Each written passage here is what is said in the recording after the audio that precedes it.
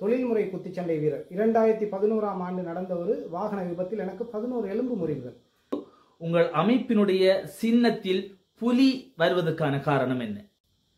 உலக சாதனை என்பது ஒரு மிகப்பெரிய அடையாளம், ஒரு மிகப்பெரிய அங்கீகாரம். ஆங்கிலம் தெரியாத ஒருவரை அழைத்து இவர் தற்போது ஆங்கிலத்தில் உரையாற்றப் போகிறார் என்று கூறியவுடன் அவருக்கு நடுக்கம் வந்துவிடும்.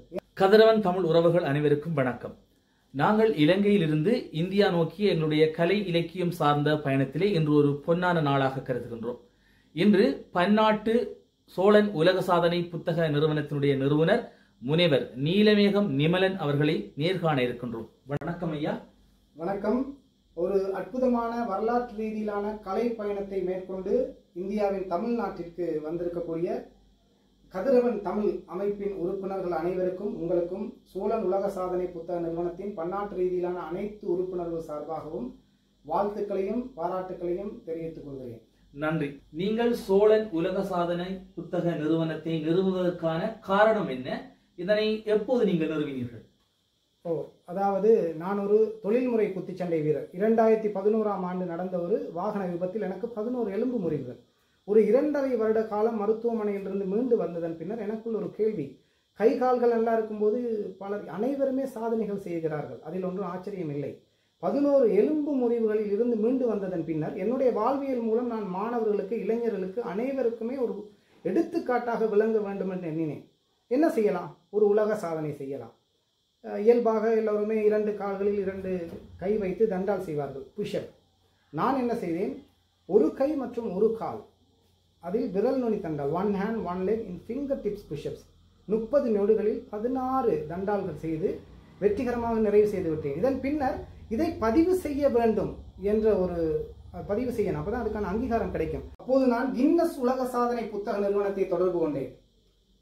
அவர்களை தொடர்பு கொள்வதே மிகவும் சிரமமாக இருந்தது, பல மாதங்கள் எடுத்துக்கொண்டது. அதன் பின்னர் அவர்களிடமிருந்து பதில் வந்ததன் அடிப்படையில் 2 பக்க காணொளிகள் வைத்து ஒரு நிகழ்ச்சியை நடத்தினேன். சில முக்கிய அழைப்பாளர்கள் அழைத்து அவருடைய கையெழுத்து வைத்து அதை அனுப்பி வைத்தேன். அதன் பின்னர் அங்கிருந்து பதில் வந்தது, உங்களுடைய உலக சாதனை ஏற்றுக்கொள்ளப்பட்டது, அதற்கு அங்கீகாரமாக ஒரு சான்றிதழ் மின்னஞ்சலூடாக அனுப்பி வைக்கப்படும். நான் கூறினேன், மின்னஞ்சலூடாக அனுப்பி வைக்கப்பட்டால் அது உங்களுக்கும் எனக்கும் ஆன ஒரு கமுக்கமாக போயிடும், சீக்கிரட்டா. நேரடியாக 2 நடுவர்கள் வந்து வழங்க முடியாதா என்று கேட்டேன். அவர்கள் தாராளமாக வழங்கலாம், ஆனால் அதற்கு இந்திய ரூபாய் படி 4.5 லட்சம் செலவாகும் என்று கூறினார்கள். அத்தருணத்தில் நான் மதிப்புக்குரிய முன்னாள் சிவகங்கை மாவட்ட ஆட்சியர் உயர் திரு ஜி லதா IAS அவர்களுடைய உடல்நலம் சம்பந்தமான ஆலோசகராக இருந்தேன். அந்த பணத்தொகையை அவர்கள் கொடுக்க முன் வந்தார்கள். அப்படியானால் என்ன செய்யலாம் என்று கேட்டார்கள்.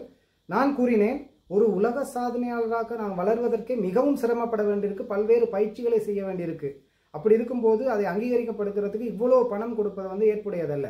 ஆகையினால் வறுமையானவர்களையும் சாதனையாளர்களாக நாம் அங்கீகரிக்க வேண்டும், அனைவருக்குமே இது கிடைக்க வேண்டும் என்ற நிலைக்கு நாம் கொண்டு செல்ல வேண்டும். நாங்களே ஒரு புத்தக நிறுவனத்தை தொடங்கலாம் என்று கூறினேன். அதற்கான பதிவுகள் அனைத்தையுமே அவர்தான் செய்து கொடுத்தார்கள். இப்படித்தான் சோழன் உலக சாதனை புத்தக நிறுவனம் தொடங்கப்பட்டது. இது 2011ஆம் ஆண்டு அப்போது சிவகங்கை மாவட்ட ஆட்சியராக இருந்த மதிப்புக்குரிய ஜே காந்தன் IAS மற்றும் காவல்துறை கண்காணிப்பாளராக இருந்த டி ஜெயச்சந்திரன் IPS போன்றோருடைய பொற்கரங்களினால் தொடங்கப்பட்டதுதான் இந்த சோழன் உலக சாதனை புத்தக நிறுவனம். ஆம், அது மிக வழிகளில் இருந்தே வாழ்க்கையின் சாதனைகள் ஆரம்பிக்கின்றது என்பதற்கு அமைவாக எங்களுடைய சோழன் உலக சாதனை புத்தக நிறுவனம் ஆரம்பிக்கப்பட்டிருக்கின்றது. அடுத்து நாங்கள் என்னவென்றால், இந்த அமைப்பினுடைய நோக்கம் என்னவாக இருக்கின்றது, அதை பற்றி கூறுங்கள். இங்கு பல்வேறு துறை சார்ந்த திறமையாளர்கள் இருக்கிறார்கள். அவர்களுக்கான அங்கீகாரம் வழங்கக்கூடிய நிறுவனங்கள் மிகவும் குறைவாகவே உள்ளன. எனவே திறமையாளர்களை அலைக்கழிக்காமல் அவர்களுடைய வாசற்படிக்கே அவர்களுக்கான அங்கீகாரத்தை கொண்டு கொடுப்பதுதான் நமது சோழன் உலக சாதனை புத்தக நிறுவனத்துடைய நோக்கமாகும். ஆம், ஒரு அமைப்பினை ஒரு இடத்தில் நடாத்துவது என்பதே மிக கஷ்டமான ஒரு விடயமாக இருக்கின்றது. ஆனால் உங்களுடைய சோழன் உலக சாதனை புத்தக நிறுவனம் பல்வேறு நாடுகளில் தொழிற்படுகின்றது. ஆகவே உங்களுடைய அமைப்பு எத்தனை நாடுகளில் கிளைகளை கொண்டிருக்கின்றது, அத்தோடு இது எவ்வாறான சேவைகளை நடத்தி வருகின்றது? இது 28 நாடுகளில் கிளைகளை கொண்டுள்ள அதே வேளை உலக சாதனையாளருக்கு சான்றிதழ் வழங்குவது மற்றும் சமூக நல சேவையாளர்களை முறைப்படி பரிசோதித்து அவர்களுக்கான அங்கீகாரம் வழங்குவது, விளையாட்டு ரீதியிலான திறமையாளர்கள், கல்வி ரீதியிலான, கலை ரீதியிலான திறமையாளர்கள் என அனைவருக்குமே அவர்களுடைய திறமைகளை முறைப்படி பரிசோதித்து அங்கீகரிக்கும் வேலையை செய்து வரும் அதே வேளை மாணவர்களுக்கான கல்வி கட்டணம் செலுத்துவது போன்ற நற்பணிகளையும் இந்த நிறுவனமானது செய்து வருகின்றது. நல்ல விடயம். இது எங்களுக்கு மிக பெருமையாக இருக்கின்றது. இந்த முயற்சிகளில் யாரெல்லாம் பங்கு கொள்ள முடியும்? அனைத்து துறை சார்ந்த முயற்சியாளர்களும் ஒவ்வொரு துறை சார்ந்திருப்பார்கள். அனைத்து துறையிலையுமே அவர்கள் தொடர் முயற்சி செய்து உலக சாதனை செய்யலாம் என்ற நிலைக்கு வரும்போது அவர்கள் அனைவரும் தொடர்பு கொள்ளலாம். அவர்களுக்கு நம்ம நிறுவனமானது அங்கீகாரம் வழங்கும். மிக முக்கியமான கேள்வி ஒன்று இது. உங்களுடைய அமைப்பின் பெயர் சோழன் என பெயரிட காரணம் என்ன? அத்தோடு உங்கள் அமைப்பினுடைய சின்னத்தில் புலி வருவதற்கான காரணம் என்ன? ஒரு முதன்மையான கேள்வி. அதாவது இந்தியாவுடைய தேசிய விலங்காக புலியை வைத்திருக்கிறார்கள். அதற்கு முதன்மை காரணம், எந்த காட்டில் புலி அதிகமாக இருக்கின்றதோ அந்த காடுகள் அடர்ந்து வளர்ந்து செழிப்பாக இருக்கக்கூடியன. அதனால் இந்தியாவுடைய தேசிய விலங்காக புலியை வைத்திருக்கிறார்கள். மேலும் ஐக்கிய நாடுகள் சபையானது புலிக்கான மிகப்பெரிய அங்கீகாரம் கொடுத்துள்ளது. காட்டில் வாழக்கூடிய விலங்குகளில் புலி பாதுகாக்கப்பட வேண்டிய விலங்கு என்று சொல்லி ஒரு அங்கீகாரத்தை கொடுத்திருக்கிறது. ஏன்னா அதனுடைய முதன்மையை கருதித்தான் சோழன் உலக சாதனை புத்தக நிறுவனமானது புலியை அதனுடைய சின்னமாக வைத்திருக்கிறது. அதே நேரம் 2000 ஆண்டுகளுக்கு முன்னர் ஓடிக்கொண்டிருந்த ஒரு நதியை மறித்து மன்னன் கரிகால சோழன் ஒரு கல்லணையை கட்டினார். அதாவது விவசாயம் மற்றும் நீர் மேலாண்மையை உணர்ந்து அதன் தேவையை உணர்ந்து அவர் அந்த கட்டிய கல்லணை இன்று வரை நிலைத்திருக்கின்றது. அதுவே ஒரு மிகப்பெரிய உலக சாதனையாகும். எனவே அந்த கல்லணையை கட்டிய மன்னன் கரிகால சோழனின் பேரினால் தொடங்கப்பட்டதுதான் சோழன் உலக சாதனை புத்தக நிறுவனம். நல்ல ஒரு விளக்கத்தை தந்தீர்கள்.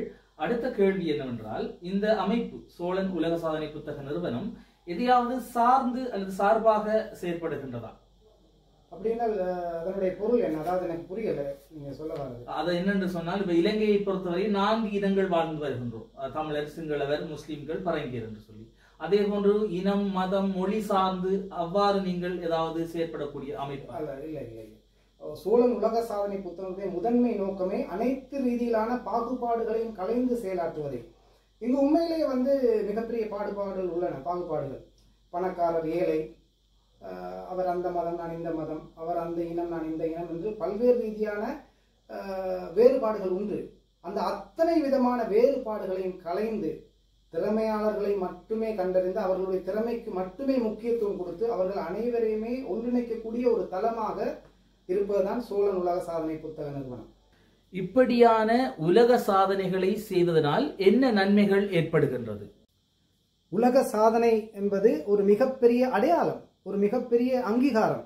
நீங்கள் தனித்துவமானவர், விளையாட்டானவர் அல்ல என்பதை எடுத்து காட்டுகிறது. அதே நேரம் இதனால் ஏற்படும் நன்மைகள், ஒரு சில நன்மைகள் சொல்லலாம். அதாவது நீங்கள் ஒரு நேர்முக தேர்வுக்கு போறீங்க, ஒரு இன்டர்வியூக்கு, நீங்கள் வைத்திருக்கக்கூடிய சான்றிதழ்கள் தான் கடந்த காலத்தில் நீங்கள் எதுவாக இருந்தீர்கள், உங்களுக்கு இந்த பதவி வழங்கப்பட்டால் நீங்கள் என்னவாக இருப்பீர்கள், எப்படி இந்த நிறுவனத்தை கொண்டு செல்வீர்கள் என்பதையெல்லாம் அந்த சான்றிதழ் தான் அடையாளப்படுத்தும். ஆகவே மிக மிக அற்புதமான ஒரு அங்கீகாரம் தான் உலக சாதனையாளர். இப்போ ஒரு உலக சாதனையாளர் என்று சொல்லும்போது மற்றவருடைய புரிதல் என்னவாக இருக்கும் என்றால், இவர் வழக்கமானவர் அல்ல, இயல்பானவர் அல்ல, சோம்பேறியாக இருக்க மாட்டார், தொடர்ந்து முயற்சி செய்து கொண்டே இருப்பார். ஆகையினால் இப்படியானவர்கள் வரவேற்க தகுந்தவர்கள் என்ற அடிப்படையில் நிச்சயமாக அவர்கள் பாராட்டுக்குரியவர்களாக பார்க்கப்படுவார்கள். நீங்கள் கூறிய பதிலானது பல இளைஞர்களை ஊக்குவித்து அவர்களை தூண்டி சாதனையை, உலக சாதனையை நிகழ்த்துவதற்குரிய ஒரு பதிலாகவே நான் காண்கின்றேன். நன்றி. இறுதி கேள்வி, இளைய தலைமுறையினருக்கு நீங்கள் சொல்ல விரும்புவது என்ன? நிச்சயமாக இன்றைய இளைய தலைமுறைக்கு நான் கூற வேண்டிய முக்கியமான ஒரு அம்சம், அதாவது வாழ்க்கையானது, ஆங்கிலத்தில் ஒரு நல்ல ஒரு சொற்றொடர் உண்டு, life is like a flowing river of opportunities, it's up to you to stand up with a bucket or a spoon. அதாவது வாழ்க்கையானது சந்தர்ப்பங்களால் வழிந்தோடும் ஒரு நீரருவியை போன்றது. நீங்கள் அதில் செல்லக்கூடிய அந்த நீரை, வாய்ப்புகளோடு இணைந்த நீரை வாளியில் அள்ளி எடுக்கிறீர்களா அல்லது அகப்பையில் அள்ளி எடுக்கிறீர்களா என்பதை பொறுத்து தான் உங்களுடைய எதிர்காலம் அமையும். பல்வேறு வாய்ப்புகள் இங்கு நிறைந்து கிடைக்கின்றன. நீங்கள் அதற்கு தயாராக இருக்க வேண்டும். இப்போ ஒரு தொழில் நிறுவனம் வருகிறது, வந்ததன் பின்னர் நீங்கள் போய் தயாராவதை விட ஏற்கனவே தயாராக இருந்தால் அவன் யார் தயாராக இருக்கிறாரோ அவரைத்தான் அவரை கொண்டு செல்வார். ஆகையினால் நீங்கள் எப்போதும் முயற்சி செய்து கொண்டே இருக்க வேண்டும். நிச்சயமாக அதில் மாற்று கருத்து இல்லை. அதே நேரம் தன்னம்பிக்கை தான் எல்லாமே. வலது கையின்றியும் வாழலாம், இடது கையின்றியும் வாழலாம். ஆனால் தன்னம்பிக்கையின்றி ஒருபோதும் வாழ முடியாது. தன்னம்பிக்கை எப்போது வரும்? அதாவது நீங்கள் இருக்கக்கூடிய துறை சார்ந்து மற்றது கிடைக்கக்கூடிய வாய்ப்புகள் அனைத்தையுமே யார் ஒருவர் பயன்படுத்துகிறாரோ முறையாக, அதே நேரம் நேரத்தை வீணடிக்காமல் தன் துறை சார்ந்து யார் மீண்டும் மீண்டும் சிறப்பாக கற்றுக்கொள்கிறாரோ அவருக்கு தான் தன்னம்பிக்கை பிறக்கும். எடுத்துக்காட்டாக ஒரு மேடையில் ஆங்கிலம் தெரியாத ஒருவரை அழைத்து இவர் தற்போது ஆங்கிலத்தில் உரையாற்றப் போகிறார் என்று கூறியவுடன் அவருக்கு நடுக்கம் வந்துவிடும். ஏனென்றால் ஆங்கில மொழி தெரியாததான் காரணம். அதே போன்று உங்களுடைய பையில் பணம் இல்லாத தருணத்தில் நீங்கள் ஒரு நண்பரை வந்து ஒரு நட்சத்திர விடுதிக்கு அழைத்து சென்றால் உணவருந்துவதற்கு என்ன சாப்பிட போகிறானோ என்ற பயம் வரும். உங்களுடைய நீங்கள் நிறைவாக இருந்தால் எப்போதும் நீங்கள் அச்சப்பட தேவையில்லை, உங்களுக்கு தன்னம்பிக்கை வரும். தன்னம்பிக்கை நிறைவாக இருக்க வேண்டும், தொடர்ந்து கற்றுக்கொண்டும் தொடர்ந்து முயற்சி செய்து கொண்டும் இருக்க வேண்டும். அதே நேரம் நீங்கள் ஒரு பேருந்தில் ஏறியவுடன் நடத்துனர் கேட்கக்கூடிய கேள்வி என்ன? ஓட்டுநர், நடத்துனர், கண்டக்டர் எங்கே போகிறீர்கள் என்று கேள்வி கேட்பார்.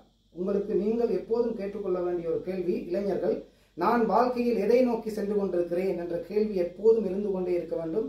நிச்சயமாக முயற்சி திருவினையாக்கும், மெய் வருத்த கூலி தரும், தெய்வத்தால் ஆகாதெனினும் என்ற திருக்குறளை அடிப்படையாக கொண்டு தொடர்ந்து முயற்சி செய்து கொண்டே இருக்க வேண்டும். வாழ்க்கை வளமாகும். இந்த வாய்ப்பை என்னோட பகிர்ந்து கொண்ட கதிரவன் தமிழ் அமைப்பினருக்கு சோழன் உலக சாதனை புத்தக நிறுவனம் சார்பாக உங்களுடைய எதிர்கால பணிகள், நடவடிக்கைகள், தொண்டுகள் அனைத்துமே சிறப்பாக நடைபெற பாராட்டுகளையும் வாழ்த்துக்களையும் தெரிவித்துக் கொள்கிறேன். வணக்கம். நல்லது. நிறைய அதிகளவான ஐயங்களுடன் நான் இந்த நேர்காணலுக்கு வந்திருந்தேன். உங்களுடைய பதில்கள் மிகவும் ஆக்கபூர்வமானதாகவும் அழகாகவும் இருந்தது. அந்த சொற்பதங்களும் மிக அழகாக இருந்தது. ஆகவே மிகுந்த மகிழ்ச்சியுடன் இந்த நேர்காணலை நிறைவு செய்து கொள்கின்றோம். இலங்கையிலிருந்து வருகின்றிருக்கின்ற நாங்கள் கதிரவன் தமிழ் குழுமத்தினர் தற்பொழுது நாங்கள் இந்த நேர்காணலை கண்டிருந்தோம். பன்னாட்டு சோழன் உலக சாதனை புத்தக நிறுவனத்தினுடைய நிறுவனர் முனைவர் நீலமேகம் நிமலன் அவர்களுடன். ஆகவே இந்த நேர்காணலை வழங்கியமைக்கு நன்றி கூறி விடைபெறுகின்றோம். நன்றி, வணக்கம்.